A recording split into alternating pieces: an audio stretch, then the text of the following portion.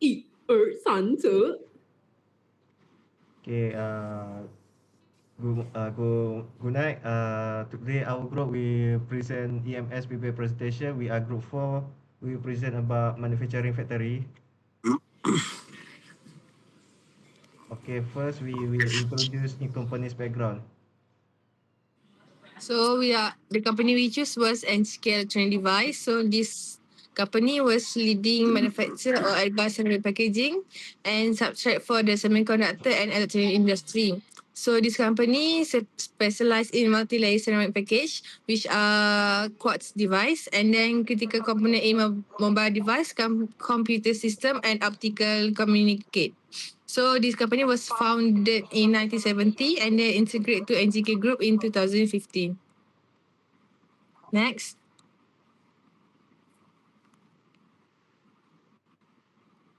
Okay, so this was the organization chart. So we got a few organization here. So for the first one was the managing director.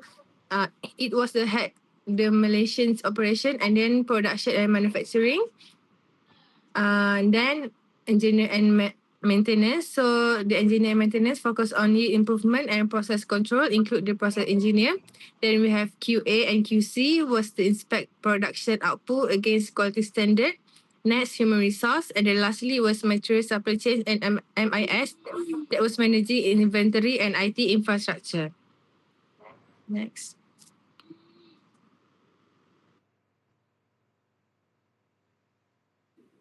So my name is Norin Zulaika. I'll be explaining about ISO.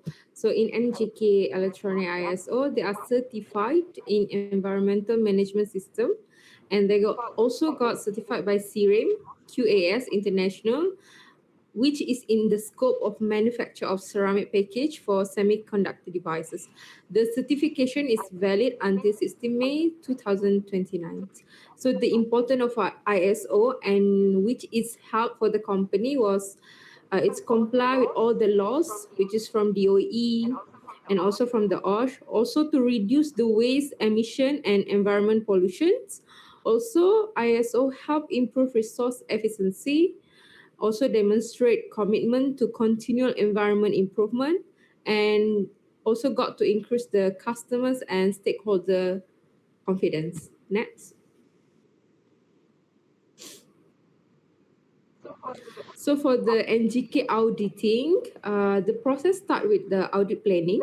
After that, conduct the internal audit, record the findings and the action, follow up, and also the management review. So there are two types here is the summary audit report and also internal audit report, which focus on waste generation and handling, also verify waste segregation and storage, check the schedule waste record and disposal, also ensure the compliance with environment regulation. So both the audit compliant with the ISO. Also, as a student, we get to know that the annual audit schedule is prepared so that every department is audited systematically. So in conclusion for the auditing, this company did a very good jobs and did a very correct way for the auditing EMS. All right.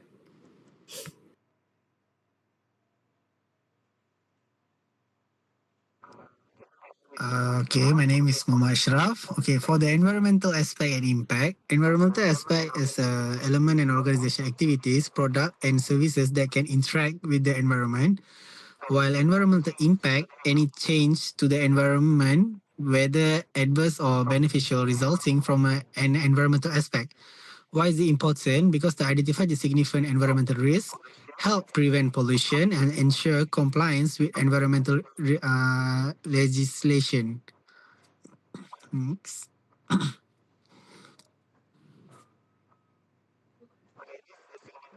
Okay, this is the significant environmental aspect and impacts. Okay, first is the air emission, which is the air pollution and greenhouse gas emission, wastewater discharge, water pollution, ecosystem degradation, chemical storage and handling, which is soil and groundwater contamination, scheduled waste and generation, environmental contamination if improperly managed, electricity consumption, which is increased carbon footprint, and the lastly, raw material consumption, which is the depletion of natural resources.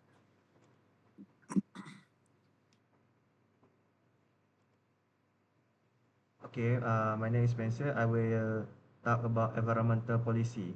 For our environmental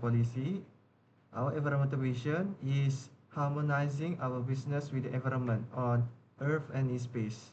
Net zero, we are committing to carbon neutrality for our company. Circular economy, we advancing a resource efficient circular society, which means we are use a good resource for the society.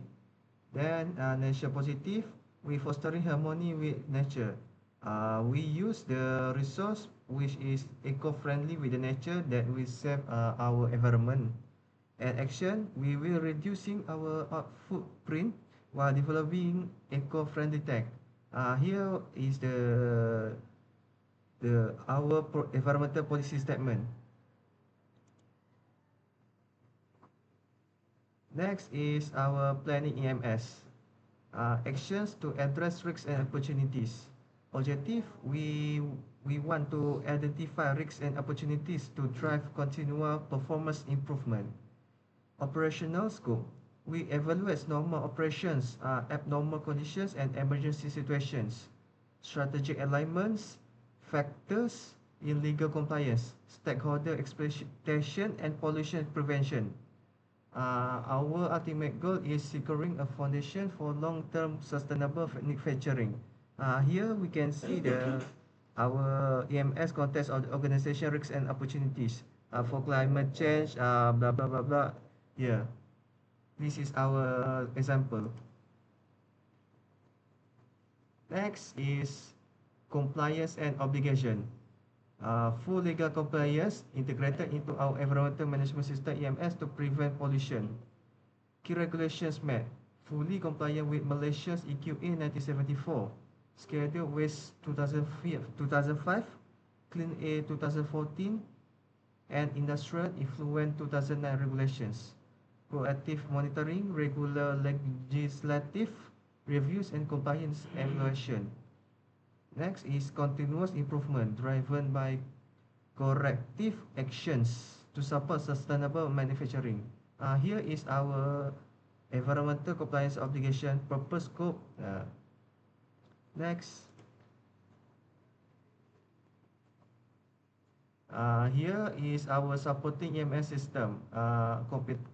Competence training and awareness. Here we include our EMS supporting system, which is include competency training and awareness.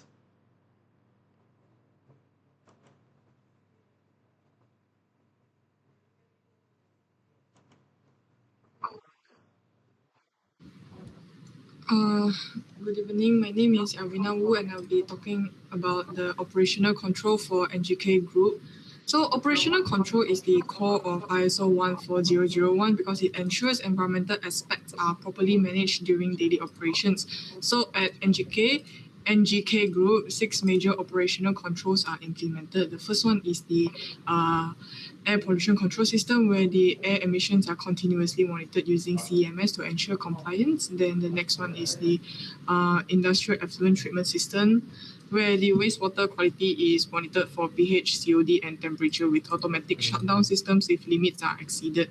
Then the third one would be the scheduled waste management, where waste is segregated and recycled and achieving a recycle target above 99.6%.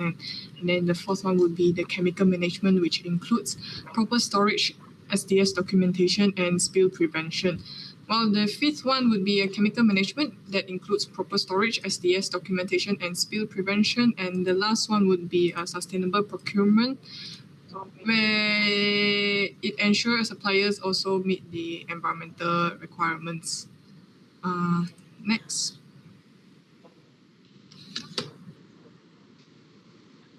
And then this table shows the performance indicators from all of the 6 operational controls from the slide before.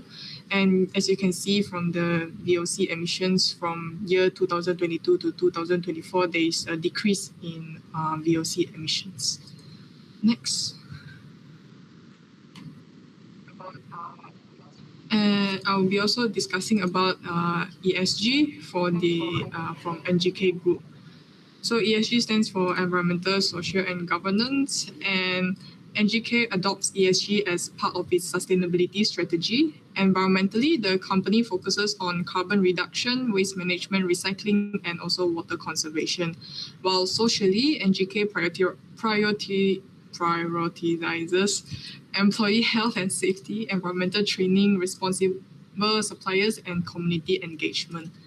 Next. And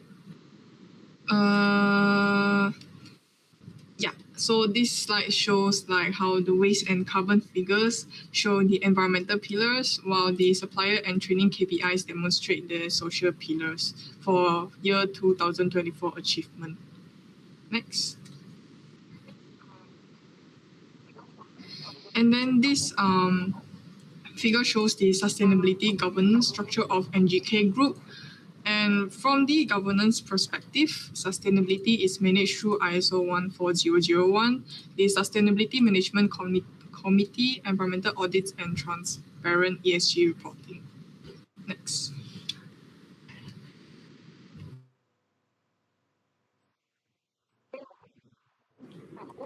So I will explain about the emergency preparedness and response (EPP). So NGK, the type of emergency are actually the chemical spills, fire or explosions, hazardous waste, or gas leak or natural disaster like floods or earthquake.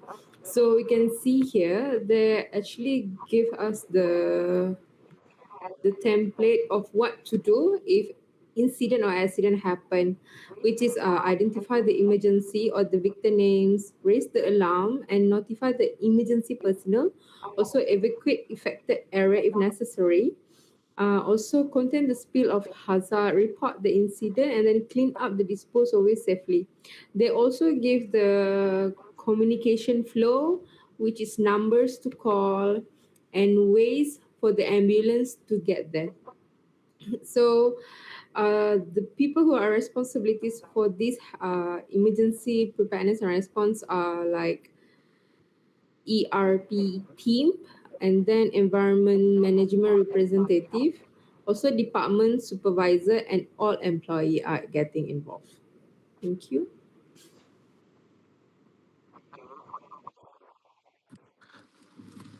Okay, for the conclusion is the environment management system developed for NGK electronic device demonstrated effective implementation of ISO 14001 2015 by identifying environmental aspects, evaluating environmental impacts, ensuring legal compliance, and establishing operational control to prevent pollution. Through continuous monitoring, internal audits, waste management, energy conservation, and carbon reduction initiative, the company successfully supports sustainable manufacturing while improving environmental performance.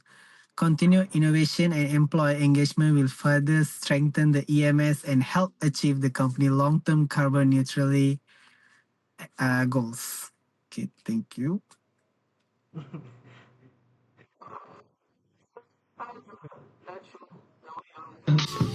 I just had to let you know you're